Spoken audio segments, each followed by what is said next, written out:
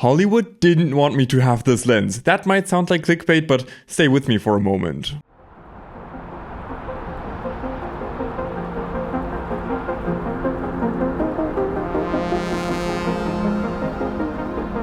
When you're behind the wheel, time slows down. The roar of the engine becomes your heartbeat, the grip of the tires on asphalt your lifeline. Each turn is a battle against physics, a dance with gravity itself. Why do we race? Because in those moments we're truly alive. The world beyond the windshield blurs, a landscape painted in streaks of color and light. Every millisecond counts.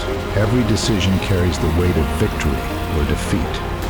In this crucible of speed and skill, we find ourselves stripped to our essence.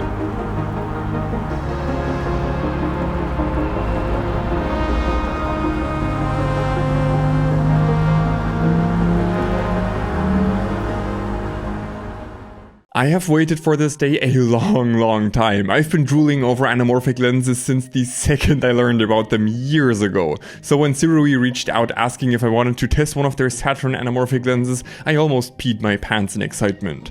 A quick disclaimer, Sirui sent me this lens for free so I can do a review on it, but no money exchanged hands and all of the thoughts in this video are my own. Okay, let's get into it. As I said, Hollywood didn't want anybody to have this lens, or rather, Hollywood didn't want anybody to have any anamorphic lenses. Let's dive into a quick cinema history lesson with Felix that nobody asked for. If you don't know what an anamorphic lens is, there is a very big chance they've been used in your favorite Hollywood movies. These lenses produce a widescreen image with characteristic oval bokeh in the background and especially these awesome horizontal flares when a bright light source hits the lens. Anamorphic lenses have been a staple of big Hollywood productions for the past 70 years, but how do they work? And why is this a look that only appears in Hollywood?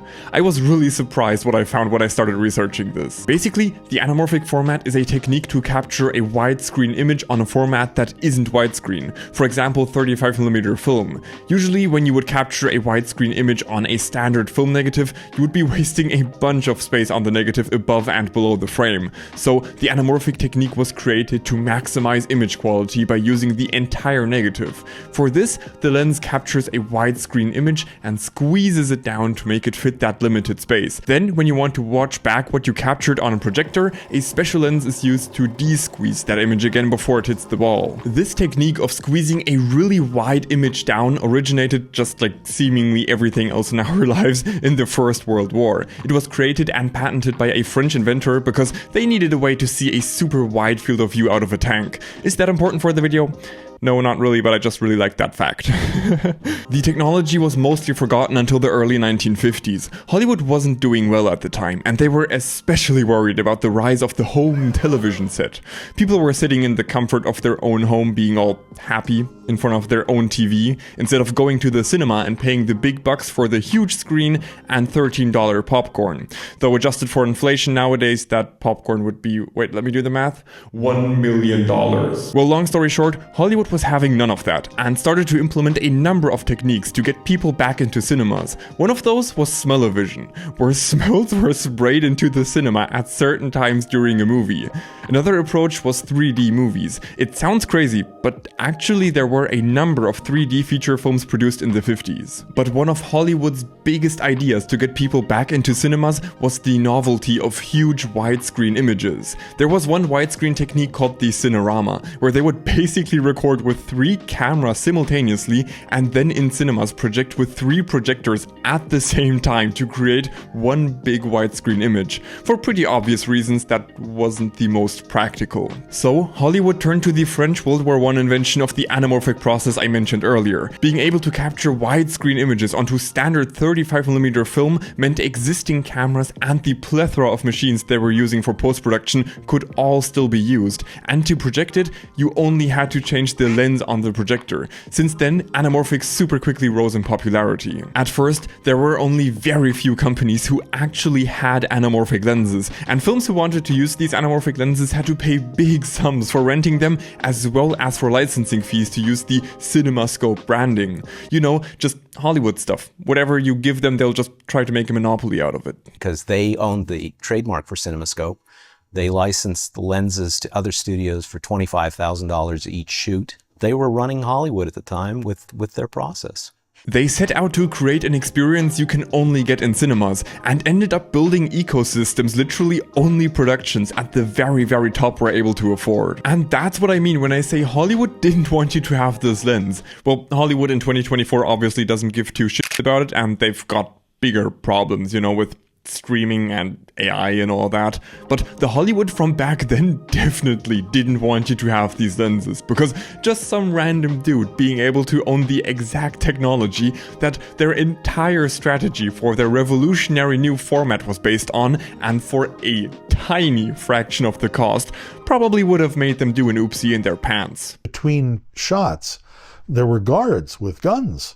And the assistant cameraman would remove the CinemaScope lens and put it in a box and close it and lock it. That's what makes the boom of affordable anamorphic lenses over the past few years so incredibly interesting, because literally for decades these lenses were out of reach for almost anybody, and nowadays there are a bunch of companies making budget anamorphic lenses. Though even 10 grand for an anamorphic lens can be considered budget, simply because until relatively recently they cost an order of magnitude more than that.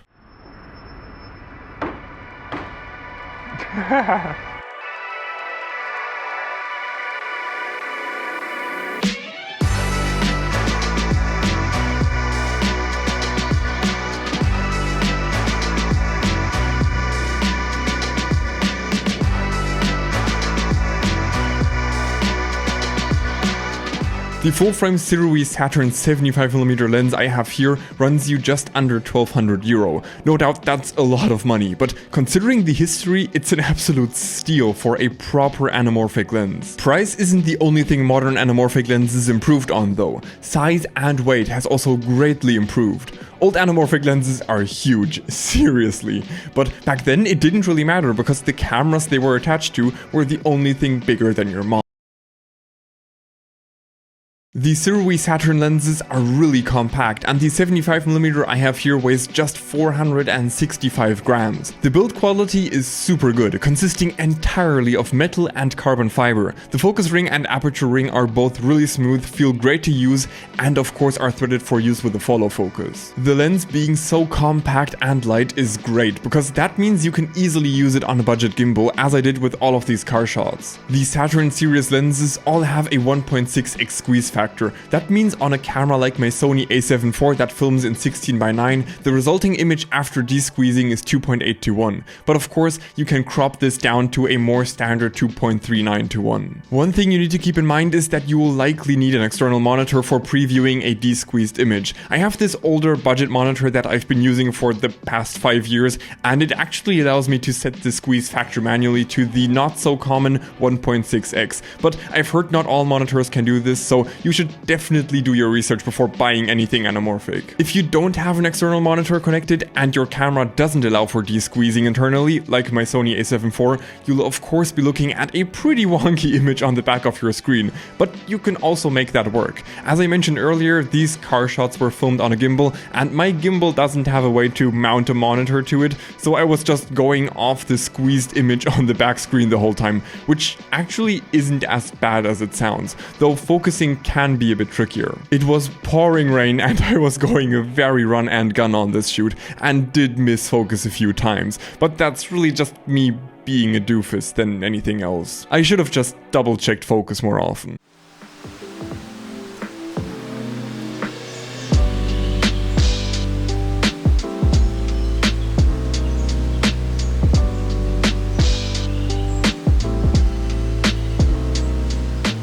Okay, let's talk about the optical performance of the lens. Of course, anamorphic lenses will always give you a distinct look with a lot of character, but the Saturn 75mm is surprisingly sharp throughout the frame, even wide open at t2.9, which is really impressive for an anamorphic lens. The bokeh you get is beautiful, soft and oval, just like you would expect from an anamorphic lens. Another important thing, of course, is the horizontal flares, the absolute biggest in-your-face thing about the anamorphic look. Sirui make the Saturn lenses in two variants, with neutral flares which just take on the color of the light source, or blue flares. I of course opted for the latter because those classic blue Hollywood flares just get me all giddy.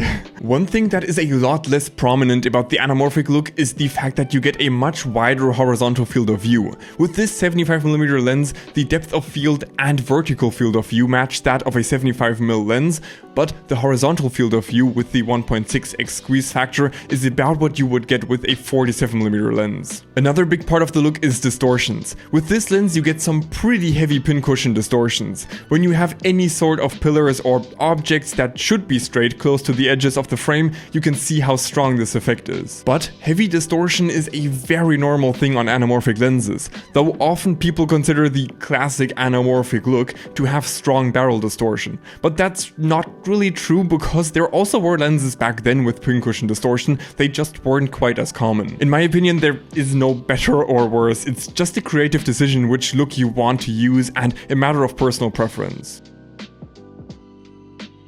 Sirui aren't the only ones making anamorphic lenses in this price range, of course. Laowa makes the Nanomorph series, and last year, Blazar made the Remus series that have been received very well. I don't have any experience with these and can't do any comparisons, as the Sirui Saturn is literally my very first experience shooting anamorphic at all. From what I've heard and seen on YouTube, the Blazar Remus lenses offer a heavily stylized look reminiscent of vintage anamorphics, while the Sirui give you a bit of a cleaner look. The Sirui Saturn lenses are available for E-Mount, RF mount and DL mount, but now that I'm hooked on the anamorphic look, I'm already researching options I could attach to my Red.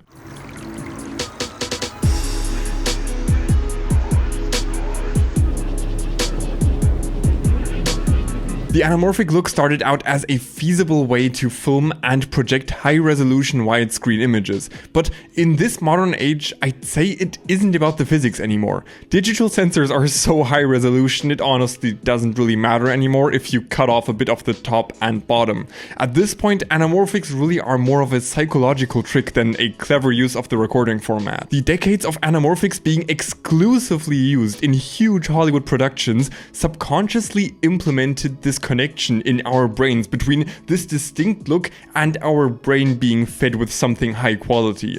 Actually, there even are fully animated shows that simulate the anamorphic look solely for this reason. Using the Sirui Saturn lens showed me just how strong this implicit link in my brain really is, because literally anything I filmed, no matter how boring, just instantly looks like Hollywood, and that made me pretty much want to film everything, because it was just so much fun, and whatever you point your camera at, it instantly looks so freaking cool. That's why I think you should definitely get an anamorphic lens. It's such a cool look to experiment with, and I already know this rabbit hole is going to suck me in further. But you know what doesn't suck? These other videos of mine where I bought super cheap red cinema cameras. Okay, you should definitely go watch those and have a good one. I hope to see you in the next one. Bye bye!